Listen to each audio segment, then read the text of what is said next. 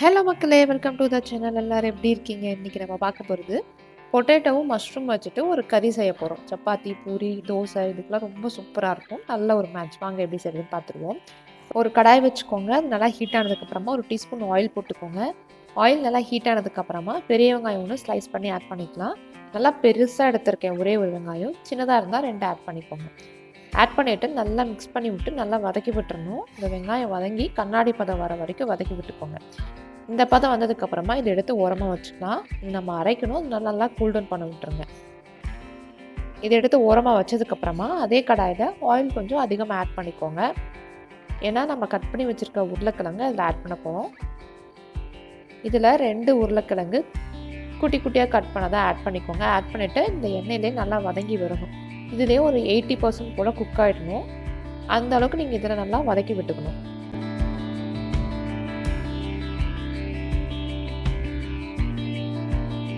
உருளைக்கிழங்கு இந்த மாதிரி கலர் சேஞ்ச் ஆகி குக் ஆகி வந்ததுக்கப்புறமா நீங்கள் இதையும் எடுத்து தனியாக வச்சுக்கலாம்.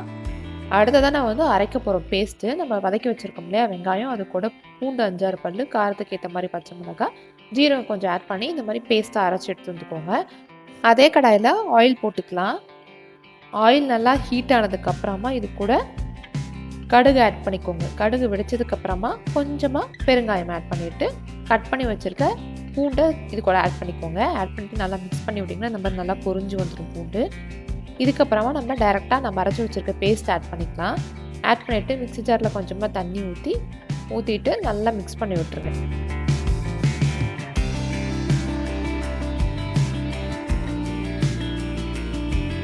நம்ம ஊற்றின பேஸ்ட் நல்லா சுருண்டு வரும்போது நீங்கள் இது கூட தக்காளி பெருசாக இருக்கிற தக்காளியாக பார்த்து 2 ஆட் பண்ணிக்கோங்க. நல்லா பழுத்த தக்காளி ஆட் பண்ணிக்கோங்க. இது கூட கொஞ்சமாக உப்பு ஆட் பண்ணிங்கன்னா ரொம்ப குயிக்காக வதங்கும். அதுக்காக உப்பு ஆட் பண்ணிக்கணும். ஆட் பண்ணிவிட்டு நல்லா மிக்ஸ் பண்ணி விட்டுருங்க. மிக்ஸ் பண்ணிவிட்டு மூடி போட்டுட்டிங்க அப்படின்னா தக்காளி சீக்கிரமாக குக் ஆகும். இந்த மாதிரி வந்துடணும். தக்காளி நல்லா நசுக்கி விட்டுருங்க. அப்போ தான் நல்லா அதோட பேஸ்டெல்லாம் இறங்கிட்டு நல்லா ஒரு புளிப்பு டேஸ்ட் கிடைக்கும். இதுக்கப்புறமா இது கூட கட் பண்ணி வச்சுருக்க மஷ்ரூம் 200 கிராம், அதாவது ஒரு பேக்கெட் வாங்கும்போது அதை அப்படியே க்ளீன் பண்ணி ஆட் பண்ணிட்டேன். அடுத்து இதுக்கு தேவையான அளவு உப்பு ஆட் பண்ணிக்கலாம். ஆட் பண்ணிவிட்டு நல்லா மிக்ஸ் பண்ணி விட்டுட்டு மூடி போட்டிங்க அப்படின்னா தண்ணி விட்டு மஷ்ரூம் அதிலே ஃபுல்லாக குக் ஆகிடும். நீங்கள் தண்ணி எக்ஸ்ட்ரா ஆட் பண்ண தேவையில்லை. ஃபஸ்ட்டு மஷ்ரூம் வந்து நல்லா வதக்கி விட்டுக்கணும்.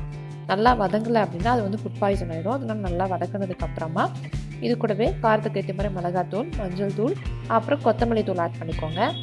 ஆட் பண்ணிவிட்டு இது கூட வதக்கி வச்சுருக்க உருளைக்கிழங்கு ஆட் பண்ணிக்கலாம்.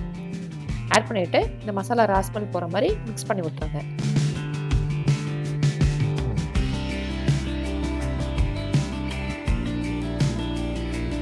மசாலாலாம் நல்லா மிக்ஸ் பண்ணி விட்டதுக்கப்புறமா தண்ணி ஆட் பண்ணிக்கோங்க. இது நல்லா கிரேவி மாதிரி உங்களுக்கு எந்த பதம் வேணுமோ அந்த அளவுக்கு நீங்கள் கொதிக்க வைக்கணும்.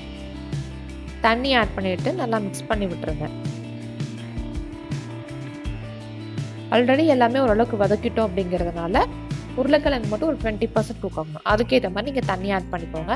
நல்லா கொதிச்சு வந்துச்சு அப்படின்னா நீங்கள் கொத்தமல்லி ஆட் பண்ணிவிட்டு ஸ்டவ் பண்ணிக்கலாம். அவ்வளோதான் டேஸ்டியான உருளைக்கிழங்கு காளான் கறி வந்து ரெடி ஆகிடுச்சு. சப்பாத்திக்கெலாம் செம்மையாக இருக்கும். கண்டிப்பாக ட்ரை பண்ணி பாருங்கள். நீங்கள் இப்படியே வேணுனாலும் வச்சுக்கலாம். இல்லைனா நீங்கள் வந்து சிம்மில் வச்சுட்டு கொஞ்சமாக தயிர் ஆட் பண்ணிக்கோங்க. தயிர் ஆட் பண்ணிவிட்டு மிக்ஸ் பண்ணிட்டு நீங்கள் உடனே ஸ்டவ் பண்ணிக்கலாம்.